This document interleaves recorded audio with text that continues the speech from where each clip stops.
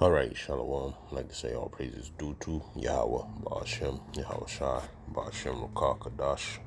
All right, double honors to the elder apostles of Great Millstone. Peace and blessings to all you brothers teaching the truth and sincerity throughout the four corners of the globe underneath the standard in the banner of Yahweh, Ba'ashem, Yahweh Shai.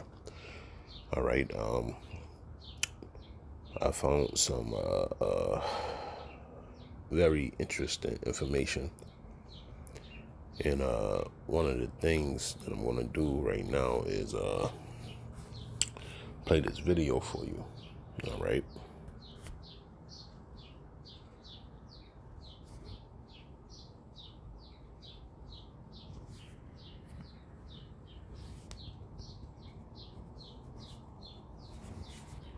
Cows to the rescue, sort of. We have new details about cows being used to develop a possible antibody treatment for coronavirus. Here's Elizabeth Cohen.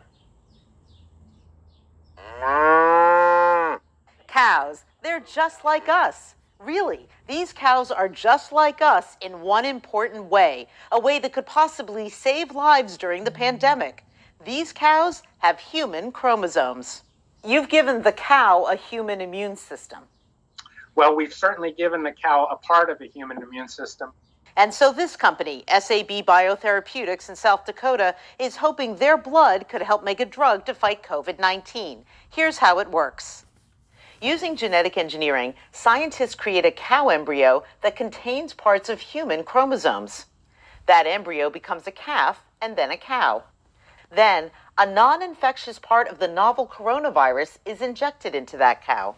Because of the genetic engineering, the cow produces human antibodies to the virus. Those antibodies are collected from the cow and, once purified, become a drug that might work to combat the coronavirus in humans. So these cows are plasma donors, just like humans who've recovered from coronavirus and donate blood. But the cows have a big advantage, and that is they're big and have a lot of blood to give. It's one of the reasons that we chose cattle, because obviously they are a large animal. Plus, they can donate plasma 3 times a month. Humans can only donate once a month. Another company, Regeneron, is trying a similar approach with mice who are engineered to have portions of a human immune system. The scientists call them magic mice. They extract and clone the best antibodies. We literally genetically humanized mice. We put in the genes for the human immune system into mice so that these mice have pretty much exactly a human immune system. Both companies plan to start human clinical trials early this summer. If all goes well, when might this drug be on the market? So if all goes well, we expect that we will have the drug on the market by early next year. Of course, there's no telling if this will work, but hopefully these part human animals will play a role in saving lives during the pandemic. Elizabeth Cohen, CNN, reporting. This is. All right. So there you have it. Esau playing mad scientist. All right. Up to his old tricks. Okay. When you look at it, I'll go to this right here and look up the word vaccinate. It says 1803 to inoculate with a vaccine, originally with cowpox, for the purpose of procuring immunity from smallpox, back formation from vaccination. Okay, related, vaccinated, or vaccinating. Okay, it says in the 1800s, used by British physician Edward Jenner, 1749-1823, for the technique he devised of preventing smallpox by injecting people with the cowpox virus, variola lay vaccini, okay, from vaccine, okay, pertaining to cows from cows, and that's what the word vaccine goes back to. Pertaining to cows, from Latin vaccinos, from cows, from vaca, cow, a word of uncertain origin. The use of the term for disease other than smallpox is due to Pasteur. Okay. So when you look up vaccination, it goes back to cows. Okay. That's how they created the first vaccination. So it's no marvel that Esau is going to resort back to his old tricks. Now, another thing that I found, right, I'm just going to pull that up too, is this. And this is from Clinical Medicine and Research. Okay, Marshfield Clinic. Smallpox vaccine, the good, the bad, and the ugly. Okay.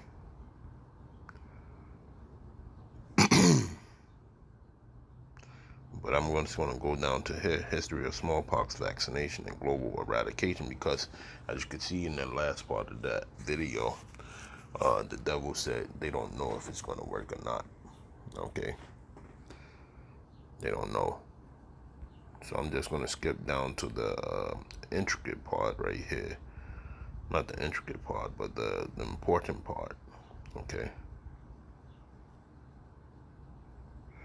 Ooh, let's go back up. It says eradication, history of smallpox vaccination and global eradication. Smallpox has been a scourge against humanity for at least the past 1500 years, and perhaps much longer than that. There is no mention of the disease in ancient Greek writings, but plagues of pustular diseases in the Roman Empire bore a strong resemblance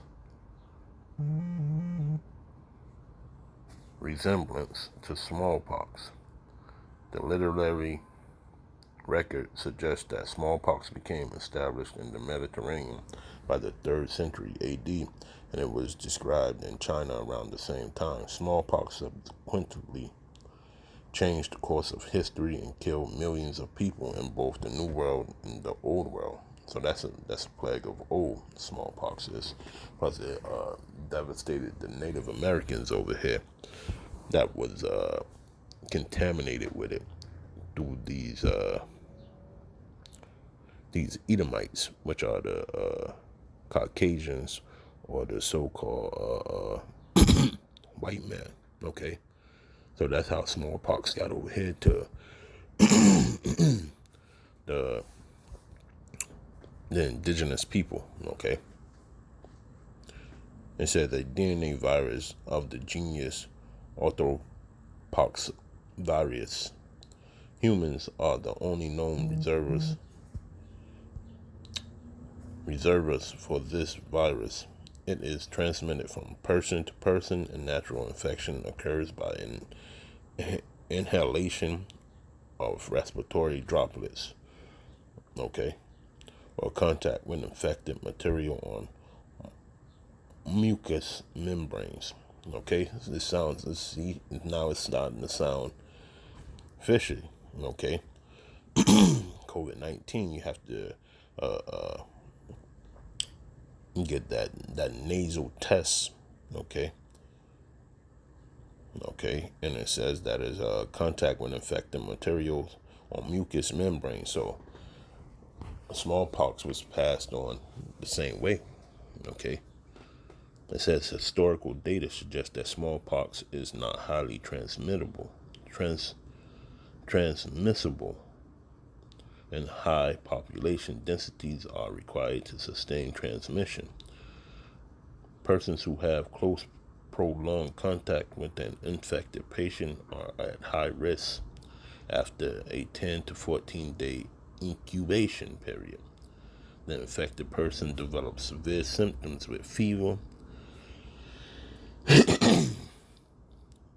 malaise, and headache. A macular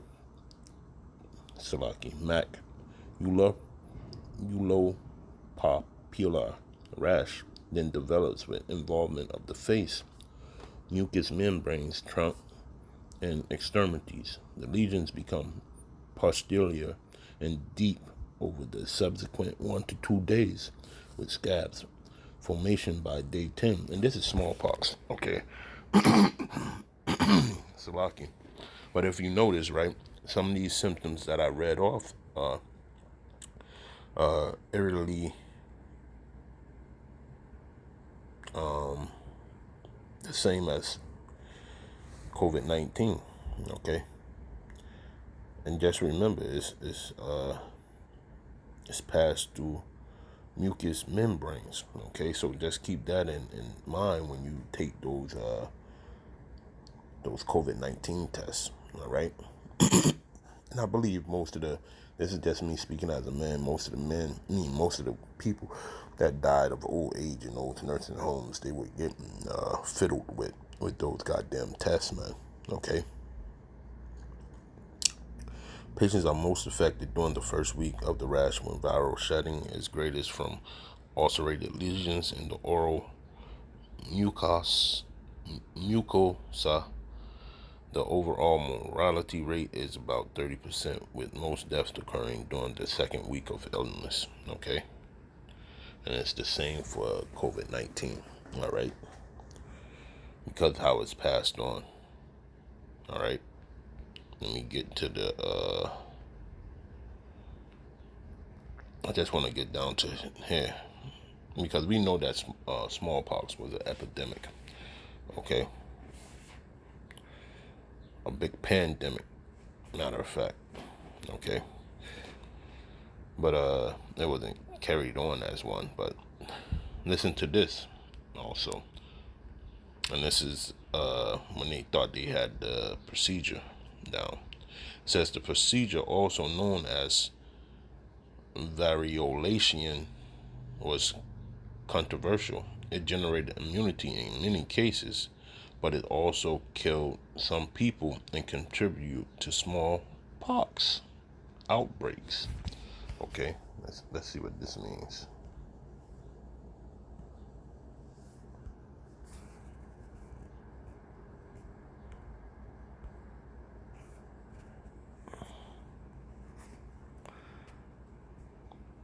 Oh, okay.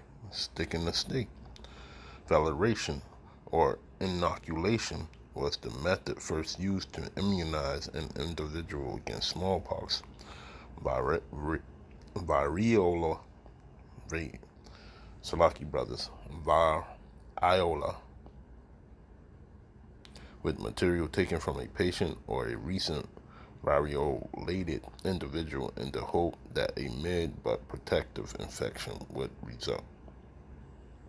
Okay, so that just tells you that they're going to give you said disease.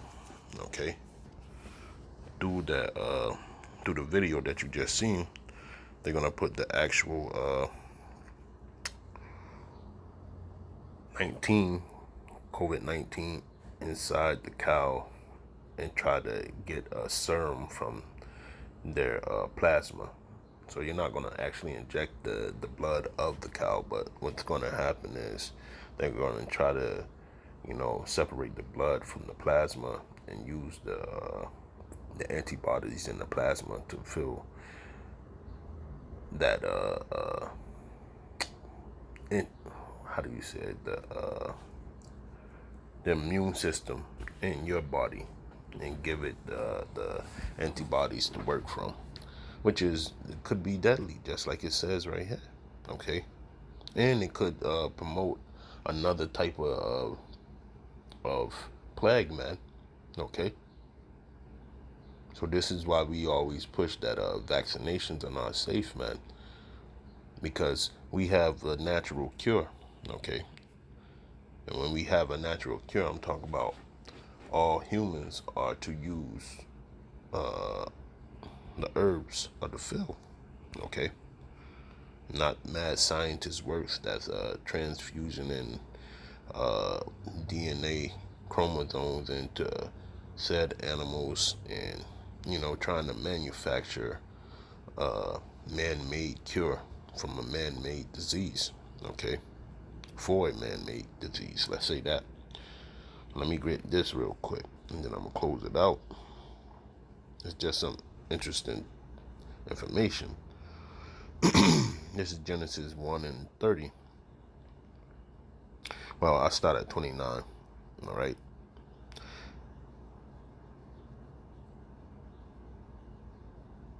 Yeah, Genesis 1 and 29. And God said, Behold, I have given you every herb bearing seed, which is upon the face of all the earth, and every tree, and the which is the fruit of a tree yielding seed. To you it shall be for meat. And the reason why the Most High did that, okay, Yahweh, he did that is because those seeds had certain nutrients in it to build stronger cells, antibodies.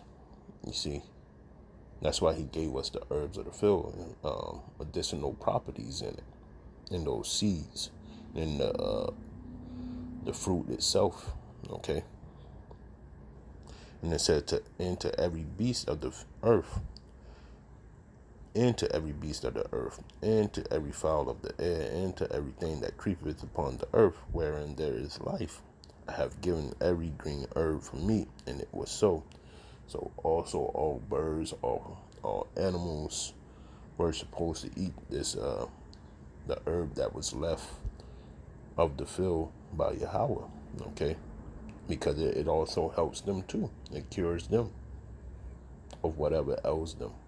All right. And God said everything that he had made, and behold, it was very good. In the evening, in the morning were the sixth day. So if the Most High said that the herb of the field is good enough to heal you and replenish your the facets in your body, okay, the systems in your body, then it's supposed to be for so, man. It's not gonna kill you. Okay. The medicinal properties in said plants are not going to kill you unless you eat poisonous plants. Okay. But moving on, let's get to the next precept. I think it was Genesis 9.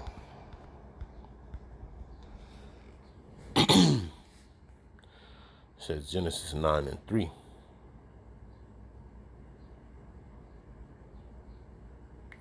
Every moving thing that liveth shall be meat for you, even as the green herb have I given you all things.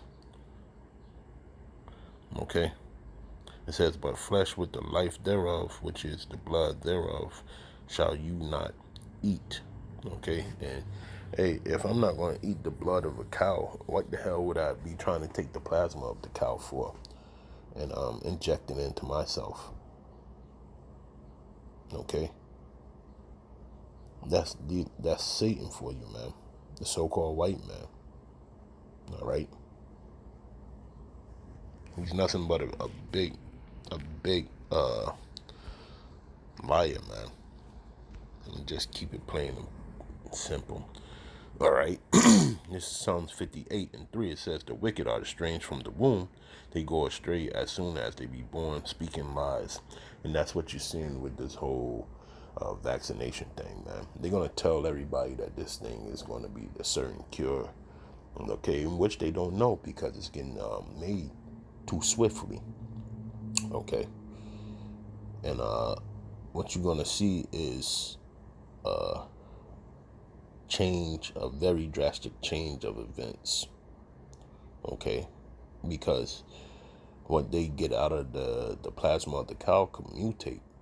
Okay, in humans, just like I read in that article, it said that some inoculations cured people, but then in certain cases it just caused a severe outbreak of smallpox.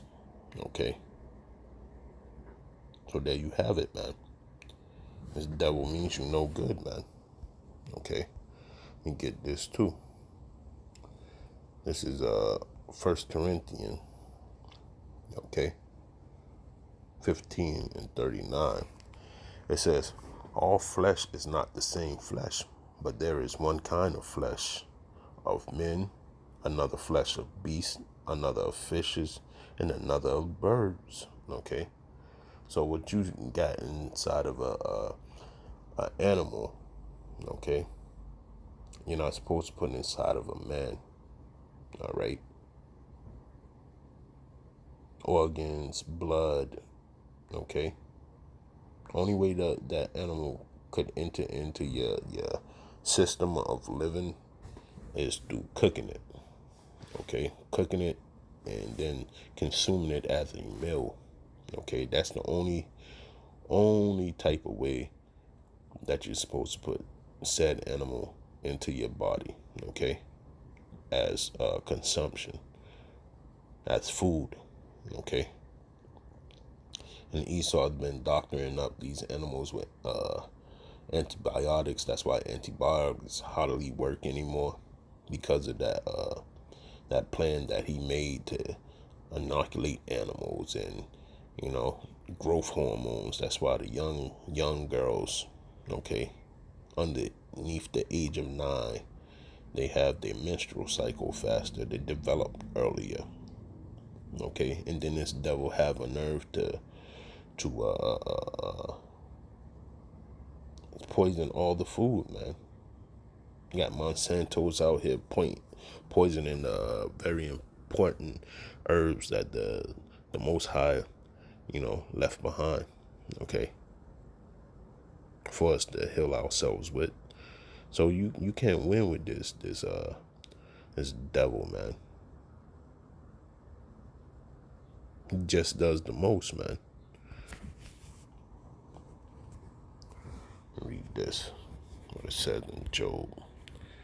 It says, and